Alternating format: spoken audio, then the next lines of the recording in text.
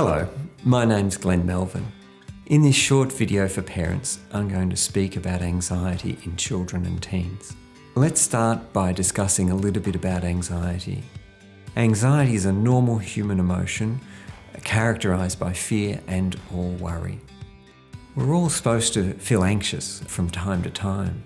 It's a needed, helpful emotion. It's a signal that we need to focus on something. For example, a teenager may be experiencing some anxiety when studying for a maths test. A modest amount of anxiety can focus effort and attention on preparing for the test. But for some kids and teens, anxiety occurs too often or is too high and interferes with school, work, friendships and family life. Kids and teens may become anxious in a range of situations at school.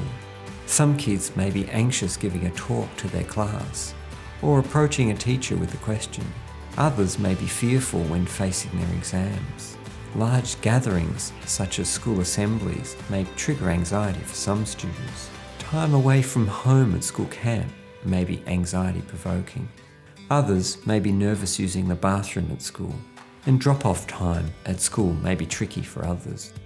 I'll now describe some of the signs that a child or teen may be anxious. It's helpful to know these signs so you can determine if your child is experiencing anxiety. You may notice emotional signs of anxiety. Your child may appear or report feeling nervous or tense, or even quite wound up. Others might be irritable and easily angered or upset. Sometimes kids and teens will report that they're worried about something. Others will want their schoolwork to be perfect every time. Anxiety tends to focus kids on overestimating the chance that bad things will happen. For example, I'm going to fail the test, or I've no one to talk to. And then it also underestimates the chance that they can cope if something undesirable does actually happen. Anxiety is often also felt in the body. A fast-beating heart may be a sign of anxiety. Some kids and teens will report stomach aches, headaches and other aches and pains. Others may tell you that their hands are shaking or their body is trembling. Sweating or blushing may also occur. Sometimes these signs of anxiety may increase visits to the school sickbay or health centre. Anxiety can also be observed in child and teen behaviours. Getting to sleep at night may become troublesome. Worrying might affect concentration during class or while doing homework. Tantrums and tearfulness may occur before an anxiety-provoking event as a clear signal of the anxiety. Parents may observe a change in school grades or less engagement in recreational activities. Children may become clingy with their parents or with their classroom teacher at school. And we may see children and teens refuse to do things that are triggering their anxiety, such as attending sports or even school. Learn the signs of anxiety and watch out for them in your child. But remember that some amount of anxiety is normal.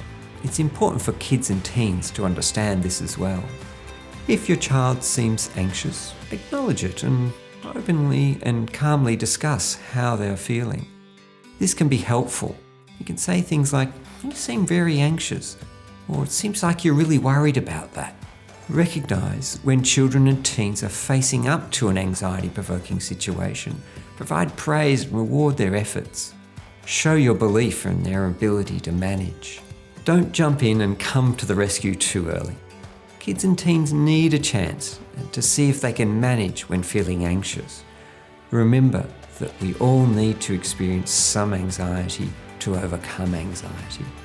While I've spoken about how anxiety is a normal human emotion, it's also important to recognise when anxiety may be troubling a child or teen. Some signs that it may be time to seek some assistance include when anxiety starts to interfere with everyday activities, such as doing schoolwork, going to soccer training, and doing weekend activities with the family. If a child or teen is regularly avoiding or refusing to engage in their normal activities, such as going to school, to parties, or to singing lessons, it might be a sign that anxiety is an issue. Another sign that anxiety may be troubling is when it is regular and persists for a long time. Chatting to other parents may help you establish that your child has more difficulty with anxiety than others of the same age. Remember to seek assistance sooner rather than later. Supports are available. If you think your child or teen may be having difficulties with anxiety, there are a number of places you can seek help. Speak to a wellbeing staff member at your child's school. Consult your GP for advice, or a mental health professional such as a psychologist.